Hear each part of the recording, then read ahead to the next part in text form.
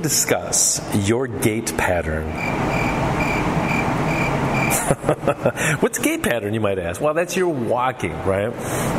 And walking is the one thing that makes us uniquely human. There is no other animal in the animal kingdom that is a full-time biped like we are. Now, there's one thing I've learned in my many years in the fitness industry, is that you never want to load a bad pattern. Now, what do I mean by this? I mean the fact that if you have a shoulder mobility issue, the last thing you want to do is enter a gym, load up a heavy barbell, lie on a bench, and do bench pressing. Why, you might ask? Because that is not going to help your shoulder mobility issue. That's only going to further feed that compensation, making you less stable, less strong. And who wants to be less strong? Not me. Getting back to the gait pattern. Let's say I have somebody that comes in and they have something that's off in their gait pattern, their walking pattern, right? Maybe their hips shift a little bit side to side. And maybe this is because of a previous injury. Maybe they had to have a surgery in their right hip area. And because of that surgery, that's messed up their walking pattern a little bit. And they haven't done anything to correct that. So they spent years letting their walk sway back and forth. And maybe the problem as well is that because of that swaying, there's a little bit more rotation in the hips, which we don't want that rotation in the hips. We want our trunk to be stable. All the rotation and movement should be happening up in your thoracic spine. So guess what we find out is that same person that might have this rotary instability here doesn't move very much in the shoulders. Because you know that when you're walking, we swing those arms. So what happens if we stop swinging those arms? Well, that's a compensation. Now, what if that person comes into my gym and I want to, because I've become knowledgeable and I want to train locomotion, I want to train your walking, I'm going to give you what we call loaded carries. Now, what are loaded carries?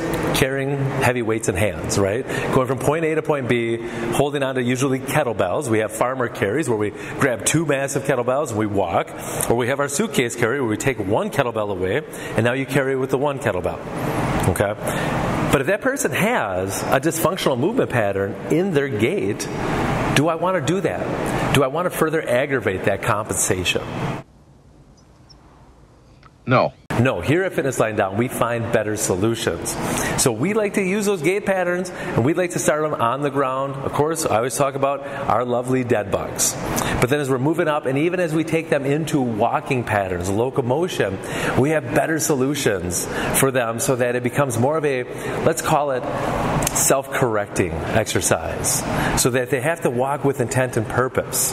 Because how many times do I watch people walk around with kettlebells and swinging all around, and then I think about even those people that go out and run, right? What if we did like a step down exercise and that knee caves in, right? That's a bad compensation. And that compensation we might be able to get through in our younger years, but as you get into your 30s, 40s, 50s, and beyond, those compensations start accumulating. And that causes pain.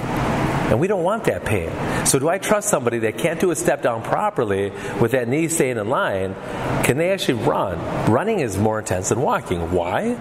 Well, walking, I always have 1 foot on the ground. So I'm always kind of in a stable position, where running is a series of single leg hops. So if I told you to do 3,000 hops on one leg one direction and then come back with the other leg in the other direction, you think I was crazy. But right there, I just told you to run a mile. Somewhere around there.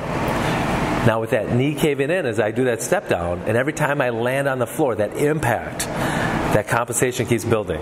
So we have to have better solutions for people out there in the fitness industry to help them become a better walker, more efficient. I know that might sound funny, but I tell you what, as you get older, you're going to appreciate being able to walk more efficiently, whether you're carrying something or not carrying something. So we need to train that aspect that makes us uniquely human so that we can do it with confidence and grace. All right, that's a lot of talk about walking. But until the next time that we talk, why don't you walk this way? Like Aerosmith. Walk this way, talk this way.